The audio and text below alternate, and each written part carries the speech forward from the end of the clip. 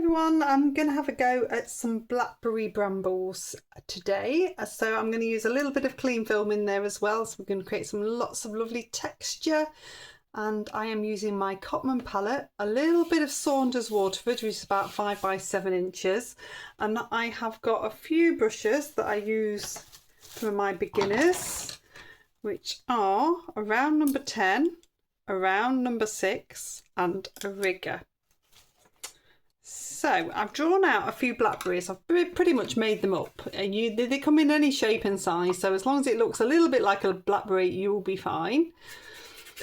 And then what I'm going to do is wet the paper and I'm going to get a background wash on. So I want to avoid these 3 blackberries. So I'm going to wet everywhere but those 3 blackberries.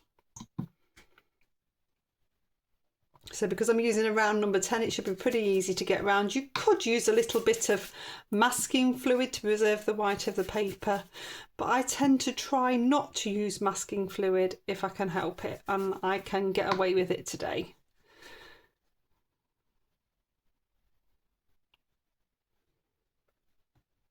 So I'm just coming carefully around those ones. I want a nice sheen on the paper, no dull dry bits apart from those blackberries. And no puddles. Okay, so I'm going to start with some cadmium yellow. So any of these colours you can substitute with colours that are similar. It won't matter. It's about learning to use what you have. So I'm using my round number 10. I'm popping in this colour. So I want plenty of this yellow in.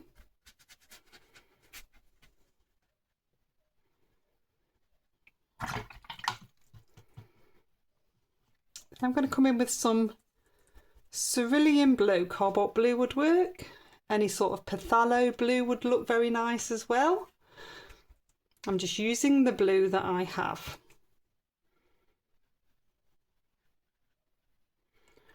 Make sure that you're getting right the way up to the edges of those blackberries. This is all quite random because it's all about just creating a nice tonal background. It's going to have tone, it's going to have texture.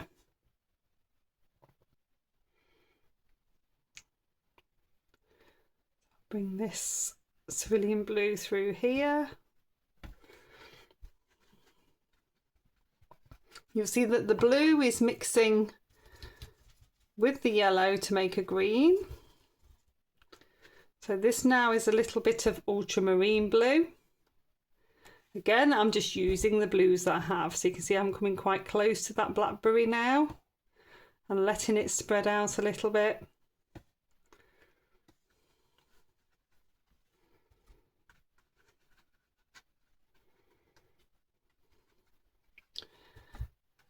I'm just thinking random dabs of tone.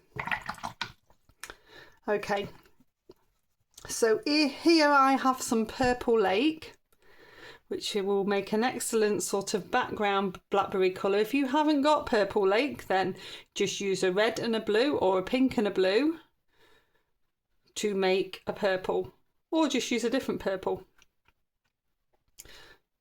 So I've got a few random dabs in there.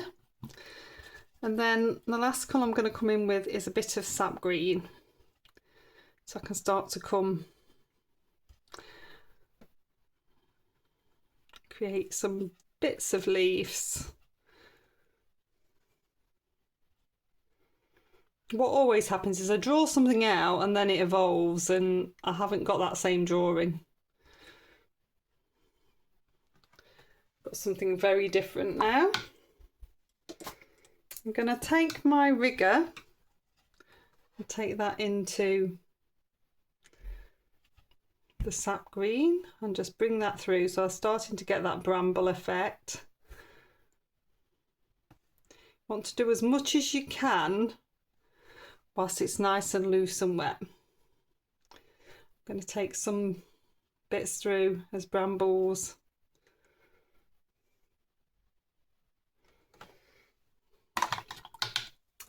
And then if you wanted to give it more of an autumn feel, so we are getting there, you can take in a few dabs of either some cadmium red or this is burnt sienna. This is just going to give it a little bit more of an autumnal feel. Just that little bit of the orange tone coming in. I'm going to come back into that purple lake now. And now everything's starting to settle a little bit. I'm just going to add in a few more dabs in places. It's just going to give a few blackberries a little bit more prominence.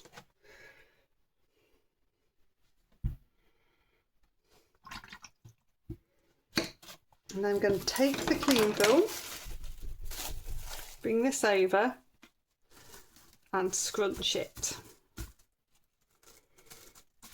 So you're getting a nice texture. Then I'm going to leave that to dry. Okay, so I'm hoping this is nicely dried now, and if I can just peel this away, you'll see the texture appear. You see that, all that lovely texture there. And once you've done this, you need to dry it really well, because there still are bits that are a little bit wet, and then we're going to work into that. Okay, so that's really nicely dried now, and I'm going to pick up my round number 6, and I need to make a bit of a purple colour. Now I've used Purple Lake, so I can continue to use that, or I could use a bit of alizarin crimson. So if I take a little bit of alizarin crimson and a little bit of ultramarine blue, I want to make a lovely dark purple, a bit darker than what I had. So I'm just going to continue to mix those, and then I can start to come in. And then the trick for blackberries is to leave a tiny, tiny white dot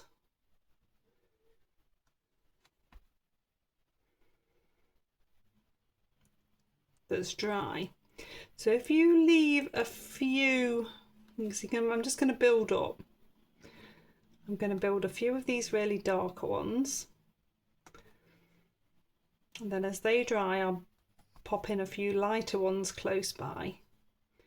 And you're just building them up. You just want to leave that little dot of light in each little bit.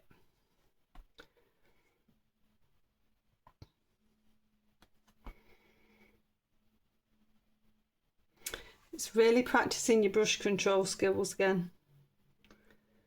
Those tiny, tiny dots of light, the smaller you can get them, the better it will look. I don't want to do too many together, because then you lose the effect of the individual berries, because it all blends into one. So it's just picking little ones.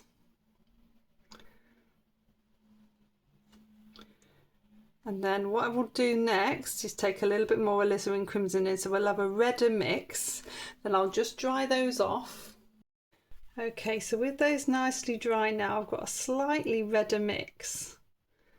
And then this can work in between.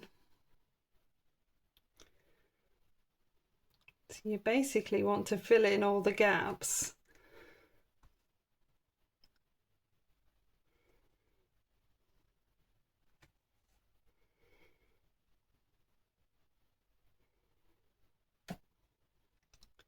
Taking your time, leaving that little dot of white. If you have a few bits of white around, don't worry, I'm going to show you what to do at the end with a little bit of blue. So it works really nice. If you lose the white in an odd one like I did there, don't worry, an odd one, it won't make a difference. If the majority have got the white in, you're all right.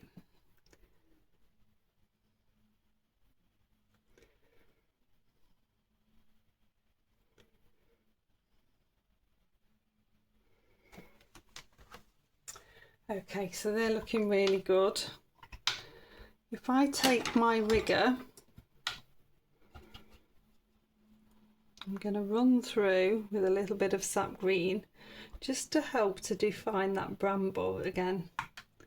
I don't want to do too much because I really like the background, and it's one of the lessons you need to learn is actually less is more, and if you leave something to do its own thing, it naturally works quite well.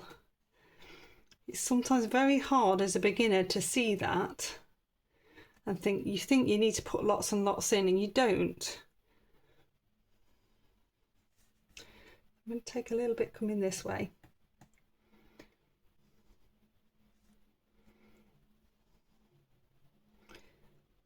And a little bit coming this way. I just want to make sure that it has a feel of being brambly. You know, these little spikes coming off.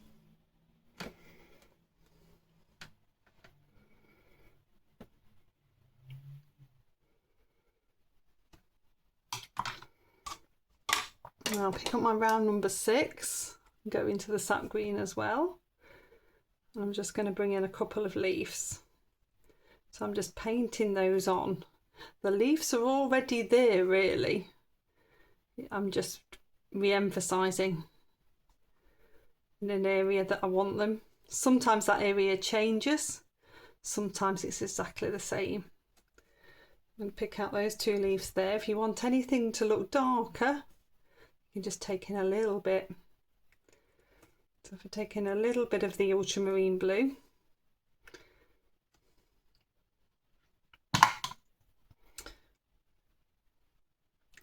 I'm going to pop in a leaf here. Maybe one here.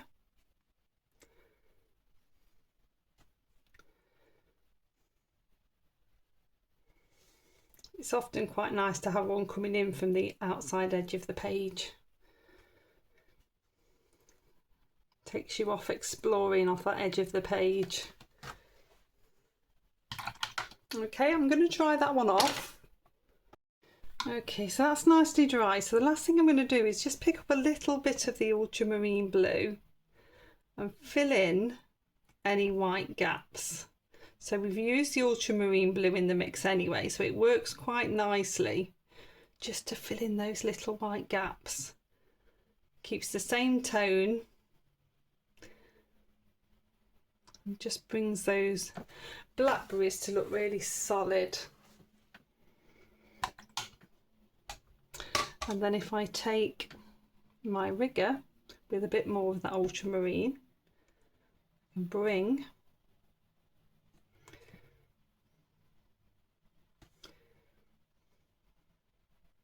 stagger those joins, a couple of lots of veins, damp brush, you see I've dabbed it off a little bit, and I'm softening in one side so that it connects to the leaf, so just that top side.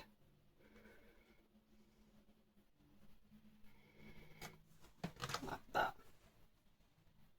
So there we go, it's all finished. Some really simple autumn blackberries with lots of texture, lots for you to play and have a go at. So I hope you've enjoyed it. Please do like, subscribe and share, and I shall see you next time. Bye.